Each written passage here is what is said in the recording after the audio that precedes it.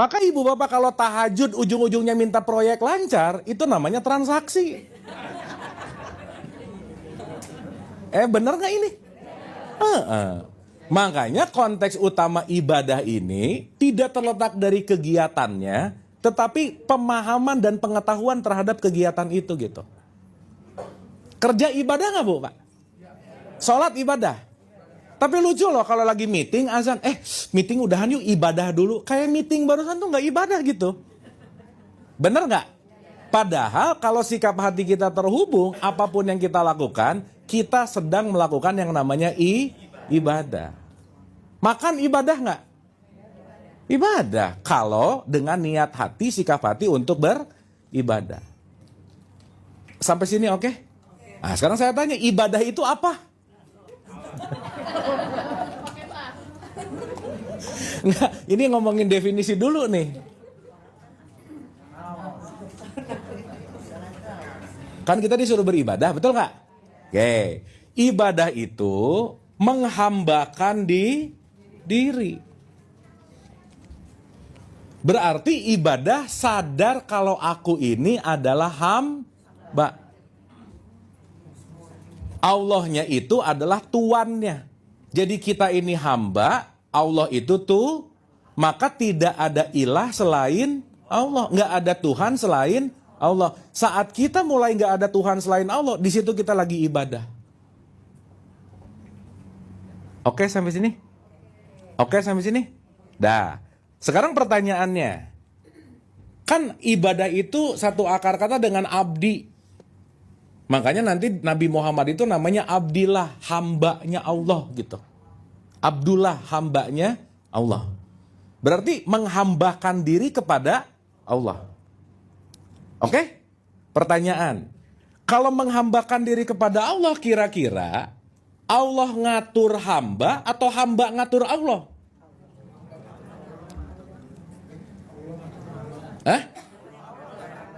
Gini, kalau Allah kita analogikan dalang, hamba itu wayangnya.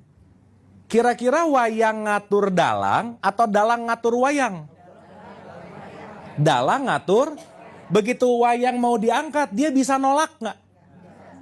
Masa bisa nolak? Masa si wayang nggak mau? Dalang nggak mau gitu. Gimana? Ulang dulu. Ini kalau ada wayang diangkat sama dalang, dia bisa nolak nggak? Nggak bisa lah, karena dia menghambakan total kepada dalang. Oke sampai sini? Oke sampai sini? Berarti pertanyaannya, seorang hamba hanya mau menerima sesuatu apa yang diberikan oleh Tuhannya, oleh Allah. Betul? Nah sekarang saya mau nanya sama ibu bapak. Ibu bapak kalau doa, kira-kira mengedepankan keinginannya atau mengedepankan keinginan Allah yang mana? Kalau nggak keinginan Allah, biasanya kenalan Tuhan yang kasih yang baik. Yang baik buatmu tapi tersembunyi. Ya Allah, pokoknya terserah gimana engkau. Tapi ya Allah, nah mulai.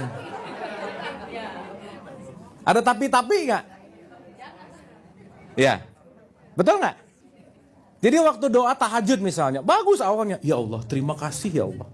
Engkau telah memberikan karunia, tapi ya Allah, sebaiknya ya Allah. Nah, Tuhan dikasih advice ya. Itu tipikal hamba bukan? Nah gitu. Sip ya. Nih saya kasih analogi ibu bapak. Maaf ya supaya gampang nih. Maaf ya saya pakai analogi ini supaya mudah aja. Misal, ibu bapak di rumah punya PRT, pembantu gitu ya misal.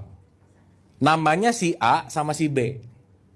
Dua-duanya sama ibu bapak dikasih list di kamarnya kerjaannya. Listnya semua dikasih. Misalnya si A nyapu, ngepel, cuci kamar mandi.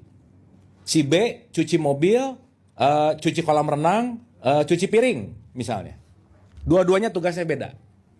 Si A kerjaannya sama ibu bapak gini. Tiap bangun pagi ibu bapak si A ngomong gini. Ibu cantik, bapak ganteng. Ibu cantik, bapak ganteng. Tapi kerjaannya nggak dikerjain. Ngomong mulu, memuji mulu. Ibu cantik deh, bapak ganteng. Tapi nyuci ini, enggak ngerjain ini, enggak ngerjain ini, enggak. Udah. Tapi si B, memujinya enggak sih. Tapi semua apa yang ibu bapak pengen, semua apa yang ibu bapak tugaskan, semua beres, rapi, top. Pertanyaan saya, ibu bapak lebih senang sama si A sama si B? Ya jelas, udah. Paham nggak ini? Sip ya? Jadi kalau sekarang banyak muji tapi nggak ngerjain apa yang diinginkannya, ya bagus-bagus aja sih. Berarti baru di level ucapan. Karena Allah bukan untuk diucap-ucapkan, Quran bukan untuk dibunyi-bunyiin, bukan. Bukan hanya itu gitu maksudnya. Jadi memuji itu, contoh ibu bapak, pernah dengar kata uswatun hasanah nggak?